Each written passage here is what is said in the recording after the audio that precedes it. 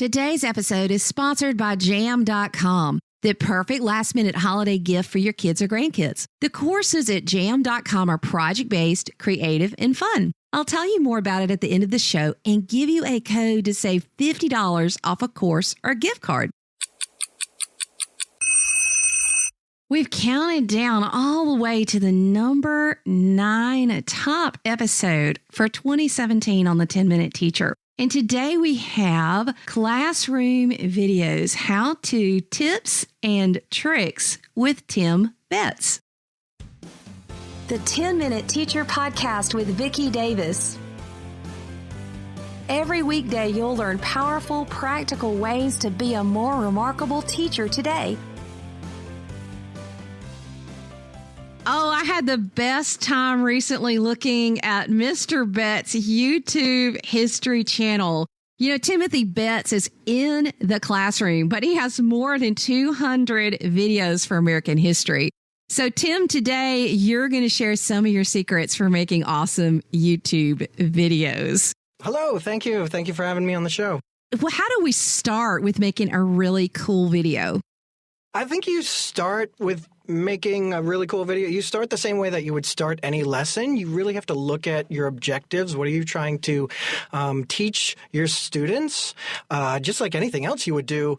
And then that's when it starts getting technical. I specialize in historical parody songs and other comedic videos because I'm a full proponent of tricking kids into learning. When they don't know that they're actually learning, they learn significantly better. So I try to figure out what's interesting, what do they need to know, and what's funny. Because if it's not those three things to me, it's definitely not going to be the three things to them. Describe for us one of your most popular videos and what you think makes it great. Yeah, I think one of my most popular videos is my Roanoke video done to Frozen's Let It Go. Mainly because I went all out on that. I got rid of all inhibitions. I went to multiple locations. I'm in the middle of the forest parts of Central Park, just running around, acting as if I'm trying to find this lost colony of Roanoke and asking strangers to be my cameramen.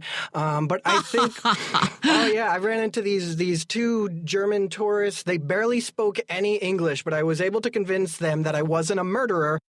Even though we were in the woods, and they wound up being my cameraman and following me around. But I think what really speaks to the kids is A, it's from Frozen, so that's something that they can really latch on to. B, it's really interesting content because it's like the first great American history mystery. What happened to the colonists at Roanoke? And then C, I put everything into it. I didn't worry about looking silly. I just said, you know what? Let me just dive into character. And I think that really comes across and it speaks to the kids. And it also makes your classroom a safer classroom for the kids to do the same thing as well, to take those academic risks and to really make bonds with the curriculum. Okay, so what about those who are sitting here thinking, okay, use the tune from Frozen. What about copyright? Oh, well, I let YouTube take care of that stuff. YouTube, when I upload my videos, sometimes YouTube will say, hey, yeah, you can do that. Sometimes they say, hey, well, the copyright holder, they want to split it with you. And sometimes they say, hey, the copyright holder just wants any kind of ad revenue you get out of that. I didn't really start this channel with any intention of making money off of it. I started it because as a teacher, I started about 4 or 5 years ago when YouTube wasn't in its infancy, but it was in its adolescence, and it was still trying to shake off that whole idea of being nothing but cat videos. Yeah. And I wasn't able to find all the educational content that I wanted, so I just made it. So if the original copyright holder wants to take any AdSense I make off of that, which is next to nothing anyway, go for it. The main intention of the video is educating not just my students, but all students that have access to it. Yeah. And, you know, that's one thing a lot of educators don't understand is that YouTube kind of has a way to say, okay, we'll let you use it or, you know, but you have to give some ad revenue. I mean, it's one reason to actually just turn on AdSense, even if you don't use it. I have AdSense turned on my account, but it's just really there for that particular reason of using the music and it'll handle it for you. So let's say, Tim, that you were going to make a parody video or a historical video with your students. What are some of the things that you would do with them? First things I would do with them is I would show them the process that I would go through. And my process is just like any other project that they're doing. They have to get into the research. They have to look up the topic. They have to look up the important details of it. What's the overall impact? And then start from there. Then, if they're doing a historical parody song, which some of my students at my school do, we actually have an American Speaks pageant in which they incorporate music into it as well. A lot of people ask, what comes first, the song or the lyrics? And you know what? It changes every single time. It just... whatever feels right happens. Sometimes a catchy chorus, your mind just flips those words in, and then sometimes you have everything you want to say, and then you're looking around. Actually, one of the things I do about twice a month is I just go on YouTube. I look up what are the 20 most popular songs of the month, because I know that's going to be more accessible to the kids if I can make my content into their songs. But then with that, put them in the right direction, rhymezone.com. Rhymezone is... Oh, I love that site. I use it too. It is the best, yeah, when you've kind of painted yourself into a corner and you're like, what rhymes with patriot? Oh, no. And then you go in there. And then it's a good English lesson as well, because you learn about true rhymes and you learn about slant rhymes and just being able to use language and how you're using it. It really incorporates a lot of English language skills that you wouldn't normally put in here. And also, kids have such access to technology. I am so jealous of my students. Refrigerators have cameras in them now. I remember being a kid and I wasn't allowed to touch the giant camcorder, which was basically a VCR that you put on your shoulder. And now they're constantly walking around with cameras. Yeah. So just letting them know that they can do this. This is really accessible. One of the most successful projects I like to do with my 7th graders who do American history every year is just show them the basic green screen function in their iMovie, which comes standard with every single Mac, and have them do a historical vlog where they have to look up a topic, create a character, and then just make a video as if they're that character talking about whatever they've been assigned to talk about. And it's really, really cool because not only do they succeed in it, they get into character. I do it relatively early in the year, and then I start seeing them do that in other classes throughout the year, going, Mr. Betts, you have any more of that green paper that we can use? We have a science project coming up or an English project. That's when I know that not just the content of what I was teaching was successful, but the skills of what I was teaching was successful. So real quick, give us a rundown of your equipment. It sounds like y'all have Macs and you use iMovie. What other equipment do you use in the process of making your movies, which are very professional?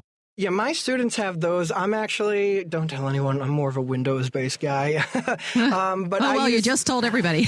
Yeah. I use the Adobe suite throughout. I use Premiere Pro for my video editing, Audition for any audio editing. When I'm making thumbnails or different images, I'll use Photoshop. But it doesn't matter. Equipment does not matter. Whether you get a PC or whether you get a Mac, there's Windows Movie Maker or there's iMovie. There is so much free software out there to allow you to make these kind of creations. And another thing, the first one you make is going to be horrible. Yep.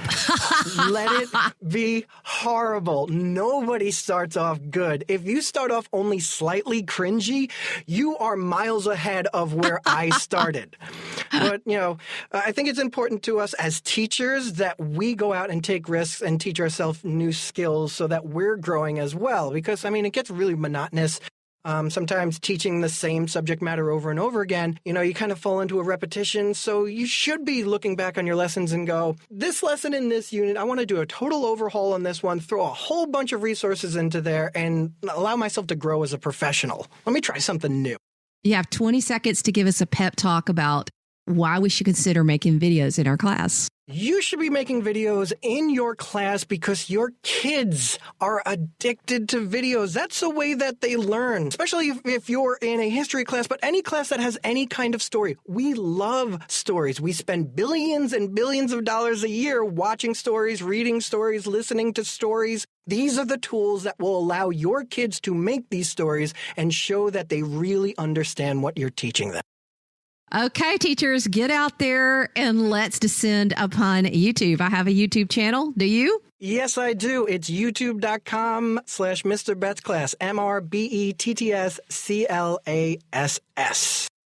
Today's sponsor is Jam.com. At Jam, kids aged 7 through 16 can take cool courses like the Secrets of Drawing, invention courses, how to build anything with Legos, and even how to host your own Minecraft video show. This week, I spent some time looking at these amazing courses, and I love what I have seen. It has project-based courses for kids with experts from many exciting fields. So think about mad science experiments with Nat Geo stars or learning drawing techniques from a professional artist. So you can get $50 off any course or gift card at jam.com with the code COOLCAT50. That's COOLCAT50 at jam.com. This is just in time for the perfect gift and a wonderful way to spend all that out of school time learning and having fun, like learning should be.